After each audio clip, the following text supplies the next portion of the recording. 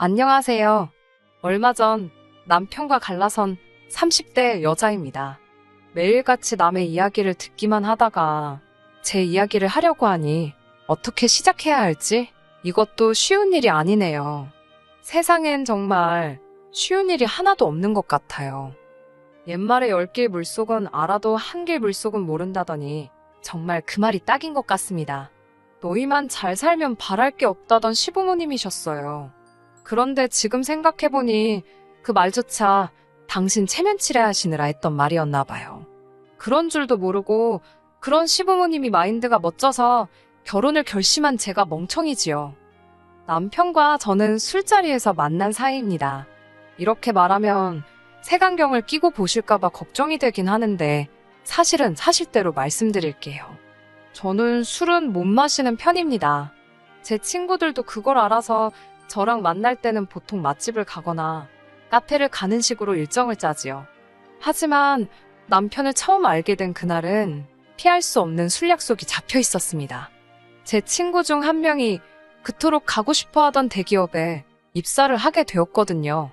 2년 동안 친구가 얼마나 마음고생을 했는지 제가 옆에서 똑똑히 지켜봤기에 제 마음이 다 찡하더라고요. 그렇게 저를 포함한 4명이 모처럼 기분 좀 내보자며 와인바에 가기로 했네요. 약속 당일 평소보다 수업이 좀 일찍 끝났습니다. 잠깐 서점이라도 들릴까 하다가 퇴근 시간대라 차가 막힐지도 모르겠다 싶어서 어디 다른 데 들리지 않고 바로 약속 장소인 와인바로 향했네요. 하지만 예상보다 차가 막히지 않아서 의도치 않게 제가 1등으로 도착했더라고요. 먼저 바에 들어가 핸드폰을 하면서 친구들을 기다리게 되었지요. 그런데 착각인진 모르겠지만 저쪽에서 누군가 자꾸 저를 힐끔힐끔 쳐다보는 듯한 기분이 들어서 꽤나 불편해지더군요. 결국 나가서 기다리는 게 나을까 생각하고 있는데 친구들이 하나둘씩 도착하기 시작했습니다. 4명이 모두 모인 이후로는 그 남자의 존재는 까맣게 잊고 즐거운 시간을 보냈지요. 그렇게 얼마간의 시간이 지나고 저를 포함한 모두가 어느 정도 기분 좋게 취한 상태로 다른 가게로 자리를 옮기게 되었습니다. 화장실을 다녀온 뒤 슬슬 짐을 챙기면서 자리를 일어나고 있는데 아까 그 남자가 성큼성큼 저희 테이블로 오더라고요. 그러더니 불쑥 자기 핸드폰을 내밀며 제 번호 좀 알려달라 했습니다. 솔직히 그런 경험은 처음이었기에 어떻게 거절해야 할지 모르겠더라고요.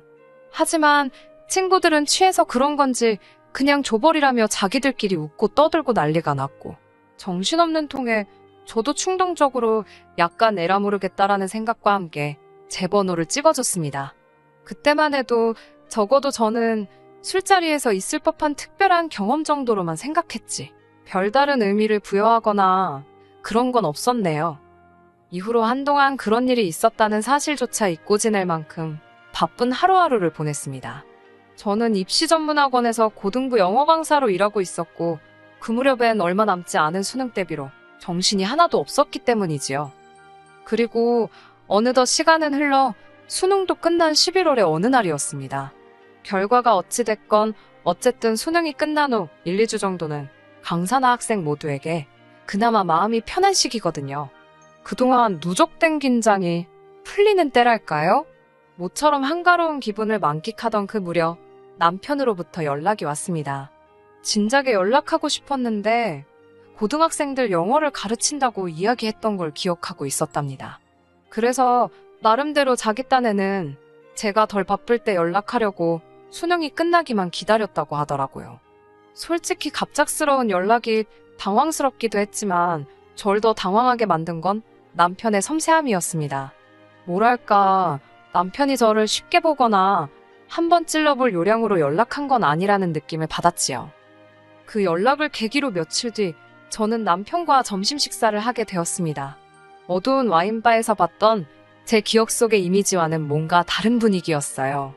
그때는 뭔가 자신만만한 태도였던 것 같은데 막상 다시 만나보니 쑥스러움을 타는 것도 같았고 잘생긴 얼굴은 아니었지만 호감 가는 인상이었달까요? 이후로 저희는 식사를 핑계로 커피를 핑계로 몇 차례 더 만남을 가졌습니다. 그리고 얼마 지나지 않아 진지한 관계가 되었고요. 저는 스타 강사는 아니었어도 몇 년간 벌어들인 돈을 기준으로 대략 세후 월 600 이상 벌고 있었습니다. 저는 학원 근처 오피스텔에서 혼자 자취 생활을 하고 있었는데 이 오피스텔은 제 소유였고 지역이 경기이긴 했지만 제 명의로 된 작은 아파트도 한 채 가지고 있었지요. 이 외에도 주식이라던가 적금 등 또래에 비해서는 비교적 경제적으로 여유가 있는 상황이었어요. 남편의 경우 중소기업을 다니고 있었지만 복지나 연봉 등 처우가 꽤나 좋은 곳이라 했습니다. 특히나 소위 나란 일에 수주를 많이 받는 회사라서 잘릴 일은 없다고 하더라고요. 하지만 결혼 준비를 하면서 좀 더 자세한 이야기를 듣게 되었네요. 남편은 공식적으로는 하루에 8시간을 일하는 걸로 되어 있었지만 돈 못 받는 야근을 걸핏하면 했으니 아무리 대충 계산해도 하루에 최소한 한두 시간은 무료 봉사를 하고 있는 셈이었어요. 연봉은 4천 정도였는데 이것도 세금부터 시작해 차 떼고 포 떼고 하면 뭐 실수령은 한 달에 300도 안 되더라니까요. 시댁의 상황도 그렇게 좋기만 한 것은 아니었습니다. 몇 년 전까지 동네에서 작은 가게를 운영하셨다는 시부모님께서는 이후로는 딱히 정해진 일을 하고 계시지는 않으셨고요. 그나마 당신들 소유의 아파트 한 채가 있었고 나라에서 나오는 연금으로 생활을 하고 계신 상황이었습니다. 남편이 매달 2, 30만 원의 용돈도 드리고 있었고요. 그러니까 두 분이 먹고 사시는데 크게 무리는 없으셨지만 결혼할 아들한테 한미천 해주실 여유는 없으신 뭐 그런 상황이었지요. 하지만 그럼에도 불구하고 제가 남편과 결혼을 결심한 건 남편의 성품과 시부모님의 약속이 있었기 때문이었습니다. 특히 시부모님의 약속이 컸는데요. 시부모님께선 당신들이 해줄 게 없는 만큼 저에게 바라는 것이 하나도 없다고 하셨습니다. 합가 같은 것도 신경 쓰지 말랍니다. 당신들이 오히려 불편해서 싫다고 그냥 남편하고 저 둘만 잘 살면 된다고 말씀해 주셨어요. 솔직히 주변에 결혼한 친구들을 만나면 다 시부모님이 힘들게 한다, 부담스럽다며 하소연하기가 일쑤던데 그에 비하면 저희 시부모님은 소위 게임분들 같았지요. 친구들도 제 이야기를 듣고는 진짜 그런 시부모님들이 존재하냐며 저더러 진짜 대박이라고 부러워했고요. 하지만 식을 올리고 3개월이나 지났을까 생각지도 못한 정말 어이없는 상황을 맞닥뜨렸습니다. 진짜 외동아들인 남편이랑 결혼할 때 이런 문제가 생길 거라곤 상상도 못했네요. 한 사람의 잘못이라고 콕 집어 말하기는 어렵지만 그래도 굳이 지목을 하자면 모든 문제의 원인은 어머님이셨습니다. 맏며느리셨던 시어머니께서는 남편의 외가친가 할 것 없이 모든 일을 통솔하려 드셨습니다. 어머님 본인이 그렇게 사시는 거야 뭐 솔직히 제가 상관할 바는 아니었지요. 문제는 당신이 지키지 못할 약속을 하시고는 그 책임을 저희한테 미루기 일쑤셨습니다. 어머님의 그런 성격을 알아차리게 된 건 저희의 출국날이었습니다. 사실 남편과 저는 결혼한 지 3개월이 될 때까지도 신혼여행을 떠나지 못하고 있었는데 거기엔 그럴 만한 사정이 있었지요. 조금 설명을 드리자면 회사를 다니는 남편과 달리 저는 수업을 하는 강사다 보니까 업무 일정이 학생들 학기를 기준으로 돌아갑니다. 게다가 양쪽 집안 어른들 모두 결혼식은 나를 받아서 하는 게 좋겠다 하셨기에 여러모로 결혼 날짜 정하는 것부터가 일이었어요. 덕분에 결혼식을 올리자마자 떠나는 다른 부부들과 달리 저희는 신혼여행을 바로 가지 못했고 그나마 다들 휴가를 떠나는 여름방학만 오길 기다리고 있었던 거예요. 아무튼 그날은 곧 비행기를 타러 가야 했기에 정신이 하나도 없었습니다. 그런 와중에 어머님께 전화가 걸려왔고요. 저는 당연히 저희 잘 다녀오라고 연락을 하신 줄 알았어요. 그런데 어머님께선 뜬금없이 저희 신혼집 비밀번호를 물어보셨습니다. 제가 집에 아무도 없을 텐데 그걸 왜 물어보시냐고 여쭤봤습니다. 그러자 어머님께선 숙부의 아들, 그러니까 저에겐 시동생이지요. 사실 도련님이나 서방님이라고 불러야 한다는데 지금 그 소리도 곱게 안 나와서 그냥 시동생이라고 할게요. 그 시동생이 서울에 며칠 볼 일이 있어서 올라온답니다. 그 소리를 듣곤 어머님께서 저희 집에서 지내면 된다고 하셨다는 거예요. 그러면서 그 사촌동생은 오후 2시쯤 서울역에 도착하니까 당신이 먼저 저희 신혼집에 오셔서 청소도 좀 해놓고 그러려고 한다시대요. 너무 황당했지만 혹시나 예의 없다고 느끼실까봐 최대한 정중하게 어머님, 그건 어려울 것 같다고 말씀드렸습니다. 아무리 사정이 그래도 주인 없는 집에 어머님이나 시동생이 오는 건 불편해서 싫다고요. 게다가 신혼집이라서. 솔직히 이 정도 말씀드리면 아차 싶어서라도 이해하실 줄 알았거든요. 하지만 어머님께서는 아직 시동생이 회사도 안 다니고 돈도 많이 없을 텐데 너무 인색하게 굴지 말고 이번 한 번만 쓰게 해주랍니다. 어머님이 도통 물러나실 것 같지도 않고 도저히 안 되겠다 싶어서 남편에게 좀 받아보라고 전화기를 넘겼습니다. 어머님께서 뭐라고 말씀을 하시는지 남편은 말없이 듣고만 있으면서 네 거리기만 하는데 불길한 느낌이 들더라고요. 그리고 한 5분 정도 지났을까요? 남편이 전화를 저에게 다시 돌려주는데 도통 남편의 표정을 읽을 수가 없었습니다. 가타부타 말도 없고 답답해서 안 된다고 확실히 말씀드렸냐고 물었어요. 그러자 남편이 그냥 비밀번호 알려드렸다는 거예요. 제가 미쳤냐고, 제정신이냐고 소리를 질렀습니다. 그러자 남편이 그 시동생은 얌전한 애라면서 괜찮을 거랍니다. 시동생이 얌전하고 나발이고 그게 문제가 아니잖아요. 저는 웃기지도 않다고 한마디 내뱉었습니다. 그리고는 보란듯이 씩씩거리며 바로 현관 비밀번호를 바꿔버렸습니다. 남편이 어이없다는 듯 저를 쳐다보더니 뭐 하자는 거냐고, 뭘로 바꿨냐고 물어보더라고요. 바로 말해줄 것 같으면 내가 애시당초 바꿨겠냐고 쏴붙이곤 신혼여행 다녀와서 알려주겠다고 했어요. 어머님 헛걸음하시게 하기 싫으면 당신이 전화해서 오지 마시라고 하라고요. 남편은 서운하다면서도 딱히 방법이 없겠다 싶었는지 어머님께 전화를 걸더군요. 남편 핸드폰이 안 좋은 건지 어머님 목청이 좋으신 건지 어머님이 뭐라고 악을 쓰시는지 다 들렸습니다. 쌍욕은 아니었지만 저에 대해 괘씸해하셨지요. 그까짓 집이 달키라냐. 가족끼리 별것도 아닌 걸로 마음 상하게 왜 그러냐. 내가 잠만 잔다는데 네 숙부가 들으면 얼마나 서운해하겠냐. 무엇보다 당신 꼴이 얼마나 우스워지겠냐며. 결국 그 일로 남편은 남편대로 저는 저대로 마음이 상해서 비행기에 올라야만 했어요. 하지만 그게 끝이 아니었습니다. 공항에서 수속을 마치고 비행기에 탑승하려는데 오피스텔 건물 관리인 아저씨로부터 전화가 걸려왔어요. 평소에 관리인 아저씨께서 직접 전화를 하시는 일은 거의 없으니까 무슨 일이라도 생겼나 싶어 급하게 전화를 받았지요. 전화 내용은 어처구니가 없었습니다. 누가 저희 집 도어락을 열려고 여러 차례 시도하는 걸 아저씨가 붙잡으셨다는 거예요. 아무래도 이상한 여자 같다면서 자기가 이 집 주인 엄마라고 하더랍니다. 하지만 관리인 아저씨께선 저나 저희 친정어머니 얼굴을 잘 아시거든요. 도저히 안 되겠다 싶어서 경찰을 부르려다가 그래도 먼저 말을 해줘야 하나 싶어서 전화를 하셨다고요. 그런데 이런 맙소사, 전화기 너머로 저희 시어머니 목소리가 들리는 게 아니겠어요? 일단 전화를 바꿔달라고 하곤 어머님께 집으로 가시라고 지금 뭐 하시는 거냐고 한마디 해버렸어요. 그리고는 아저씨껜 죄송하다고 저희 어머님이라고 말씀드렸네요. 남편은 자기 어머니가 얼마나 쪽팔리셨겠냐며 그냥 그깟 비밀번호 좀 알려드리지 너무하답니다. 제가 남편에게 한마디만 더 하라고 그러면 신혼여행이고 뭐고 가만 안 있겠다고 엄포를 놨어요. 그러자 남편도 더는 별말 안 하고 짜증난다는 듯 한숨만 내쉬더라고요. 당연히 신혼여행지에 도착해서도 마음이 편치가 않았습니다. 어머님으로부터 온갖 짜증과 화가 가득 담긴 문자가 줄기차게 와댔거든요. 어떻게 며느리가 시애미오 얼굴에 똥칠을 할 수가 있냐? 왜 내가 내 아들 집에도 못 들어가고 이런 서름을 겪어야 하냐? 아니, 무슨 아들 집이래요? 제 집에 남편이 들여온 거라곤 식탁하고 침대밖에 없는데 말이지요. 솔직히 만약에 남편이라도 나서서 어떻게 분위기 좀 좋게 해보려고 노력하는 흉내라도 내줬다면요.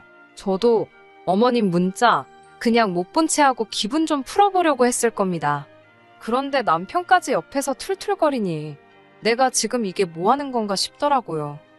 그러다 친정어머니께 전화가 왔고 답답한 전 이런저런 일이 있었다고 털어놓았습니다.